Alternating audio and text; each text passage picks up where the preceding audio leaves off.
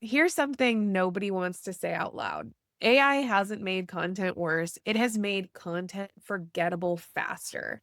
You can now produce 3 months of captions in the afternoon. You can now get a blog, a carousel, all of your subject lines rewritten, maybe even a YouTube script, all done before lunch or even during nap time. But none of it will really mean anything if people can't tell that it actually came from you.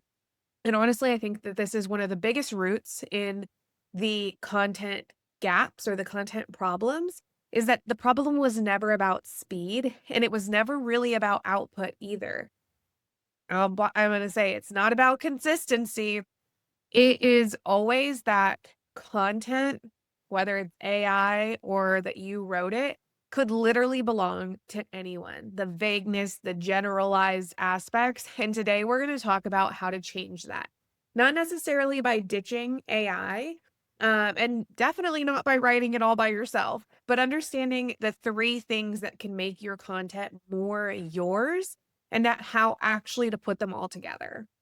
Yep. So if you have been in the online business space for more than 5 minutes, you've probably heard someone say, just be authentic, which what does that even mean? That's what this episode is really going to be about. Authenticity isn't a vibe that you just turn on and it's really just not a tone that you toggle on your AI setting. It's specific information that is unique to you. And it's what's going to help set you apart from all of the other generic content. So we've identified three components that are really going to do the heavy lifting in making content that is uniquely you and really helps to magnetize those ideal clients to you. And once we walk you through these three things, you're going to start to see how your content may have been generic and how you can just turn that dial on authenticity up and make sure you stay with us through the frameworks section because we're going to be breaking it down. So let's get into it. So, myth number one is that being authentic means being vulnerable or sharing maybe that's your day to day life or what you had for breakfast on your stories, whatever the case may be. I think in some people's minds, this authenticity, vulnerability aspect just means that you're going to be oversharing everything. I'm going to say that really isn't what's going to build trust, just like in the way that we're not necessarily talking to our ideal client in the fact that they shop at certain retailers or that they drink coffee over tea. We were taught to condition our client avatars around that fits in the same bucket as this. Authenticity really needs to be reframed, not in this oversharing, giving people every access to your life, but rather move away from this oversharing. I have followed a couple of business coaches who just trauma dump and are crying. And I'm like, this really doesn't make me want to work with you. And I think they're kind of getting it wrong. I'm sure people do connect to that if they are going through that lived experience. But when you're trying to create content for the purpose of selling your service, your course, it's more about not just oversharing, but kind of sharing the why behind how you operate or why you follow a certain flow. So, for Mhm. example, a story I share a lot is Black Friday. I am not into Black Friday because I came from retail. I worked a ton of different Black Fridays. So now I'm anti Black Friday because I think you're competing with all the other people in the world. And we did not start our online businesses to work on the holidays. A lot of us are moms who wanted to be off with our kids during the holidays. So when you partake in Black Friday, you're kind of weighing out those benefits. And that's the stance I have. So I'm naturally going to repel people that don't vibe with that and think they're going to Right. miss out on a huge sale. I'm going to attract the people that are like, oh, okay, she says I don't have to work on the holidays when my kids are off. And she's going to give me a different way to do it and still make the money instead. So I think that's the difference between being authentic, vulnerable, and just being authentic of this is how I think, and these are the experiences that I went to through that made me think that way. And that's what is going to attract people to you.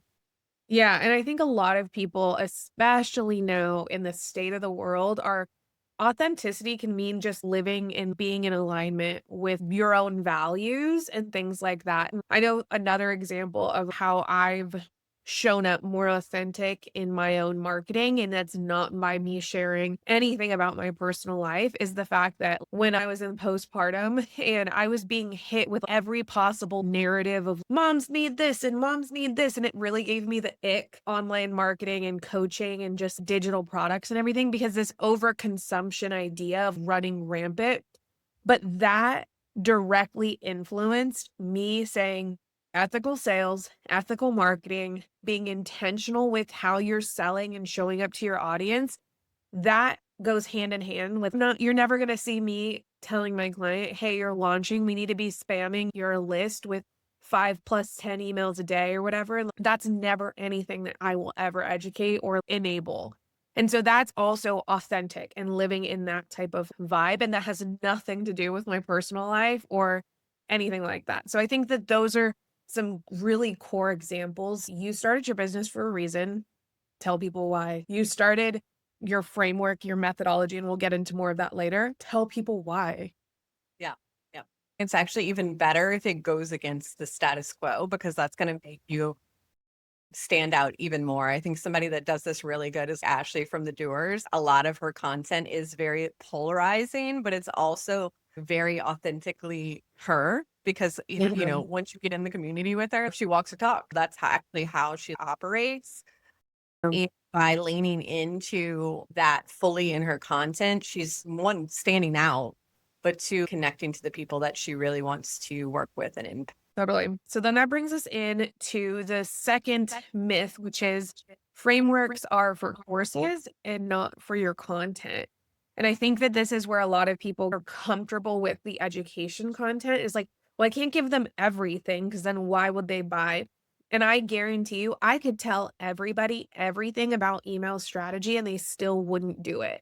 Sometimes they just need somebody to like accountability and then literally just taking it off of their mental load to just execute. I can tell you my exact framework, but you're still not going to do it the way that I can do it. You're still not going to be able to do it in a way that is going to be quality because it's not your zone of genius. It's not anything like that. So, really understanding that frameworks add authority to your content.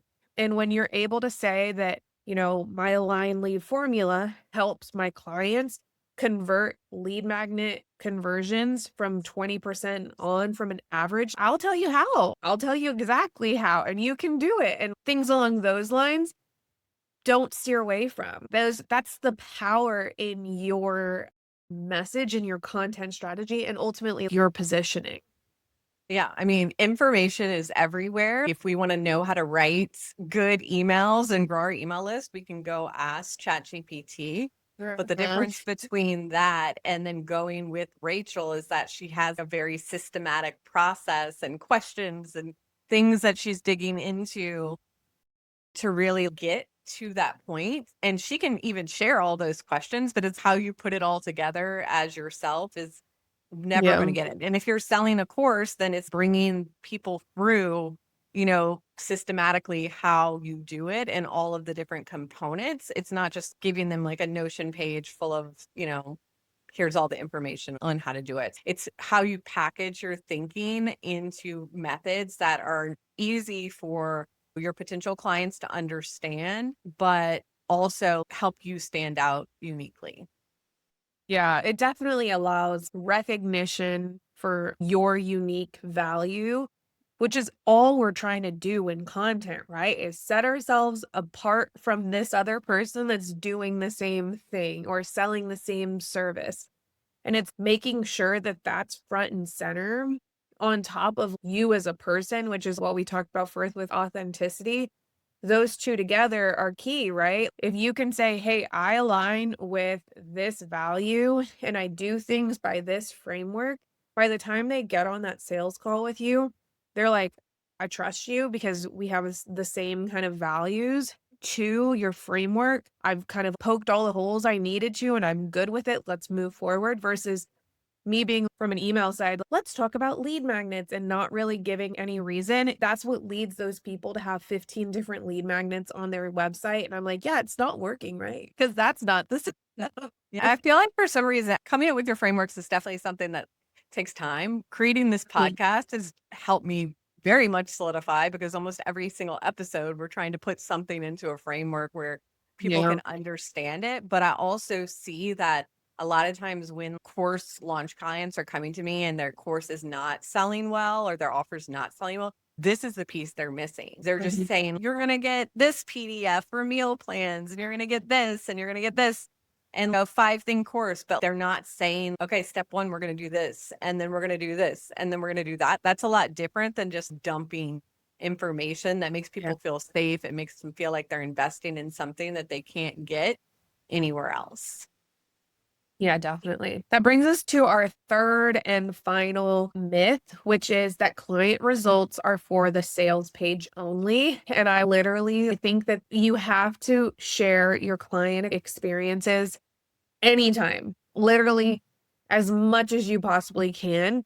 And there's ways to do it that aren't just posting a screenshot of them or weave their stories into any kind of content. When I'm talking about lead magnets, I'm literally doing both the screenshot of my clients' conversion rates from active campaigns saying 18% completion rate in this particular funnel, or I'm saying this is the framework that has helped my clients on average get 20% conversion rates. Those client results are interwoven into all of the components of your content to build credibility, to build authority, really to constantly hit a touch point as we're going through 27 touch points in order to get somebody to make a decision.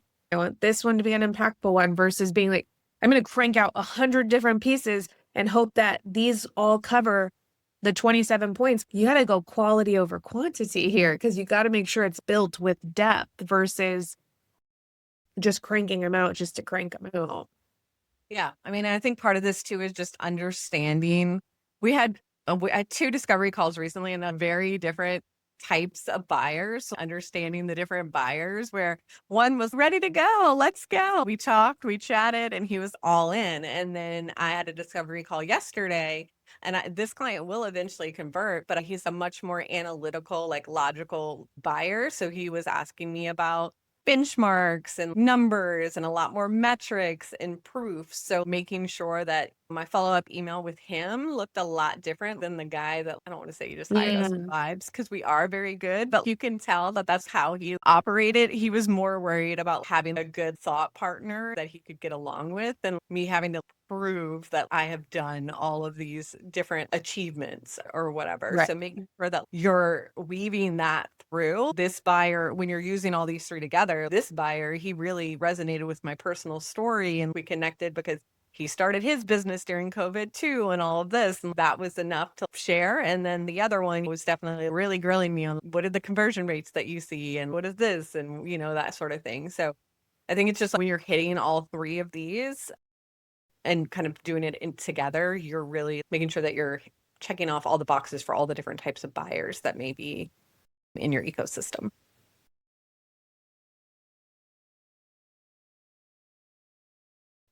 All right. So let's go ahead and pull all of that together and kind of break down exactly what we're saying. These three things really do set your content apart from everybody else's in the feed. And this isn't necessarily your branding or how often you're posting, and really your story, your authenticity aspect, your framework, and your social proof, and all your case studies that has nothing to do with AI, right? So all of this stuff is really that core foundation on top of your business goals, I would say. Step one, what is it we're trying to do with this content? Okay, great. Here's my evergreen kind of core components that need to be included. So if we're looking at this in terms of layers, layer one is your story. So specifically the parts of who you are that have shaped how you think. For me, could be my corporate background, like me escaping from a 10-year career in corporate marketing that led me to completely burn out. What's probably not relevant in this is the 5 years that I was a waitress. I probably don't ever talk about that. It's really not your whole story that you need to be pulling into this, but it really is the more important aspects that are relevant, the specific experiences that are tied to all of this. And then that kind of brings you into the second layer, which is your framework. So, how you package your thinking, how you package how you work in somebody else's business to get the client results. So, this is, the name and the ways that you approach a problem specifically. And this is where you start to kind of get into that intellectual property territory. And I think it's really important to kind of associate yourself with that. So when somebody's coming, there's so many email marketing people in the space of online world, and how you differentiate yourself is key. So really making sure that you have terminology that can set you apart,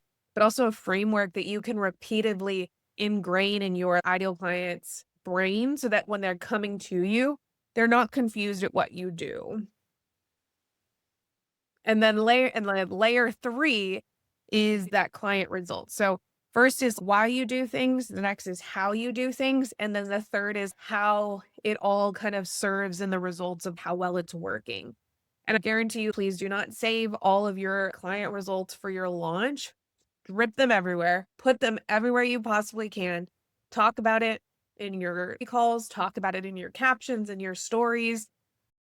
Do this as regularly as you possibly can so that you can really compound a lot of this success that you're seeing from your framework.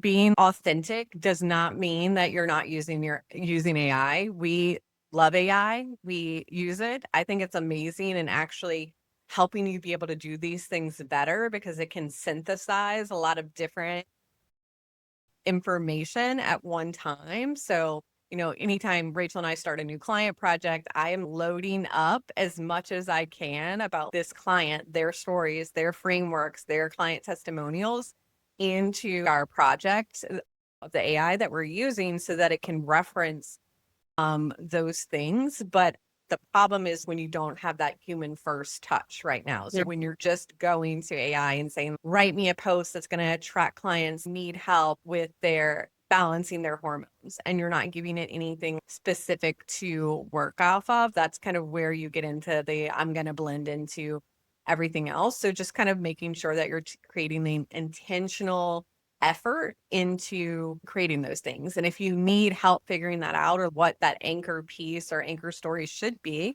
we do have a free guide. It'll be linked below. So you can go get it and read through how we approach creating content in this sort of way. So, if this episode has made something click for you, even if it's just one thing of how you're rewiring your story, we want you to actually do something with it this week, not just listen and let it linger off into the path. I want you to kind of pick one of these 3 layers that we've talked about: your story, your framework, and then your client results. And then look at the last 5 of your posts and see how often these show up for you. If it's not there or you feel like it really isn't drilled home enough, then that is your starting point. The rooted content guide is really designed to help you drill into this as well. If this episode was useful, please make sure you share it with a business bestie or someone else who's like drowning in content. And thanks for being here.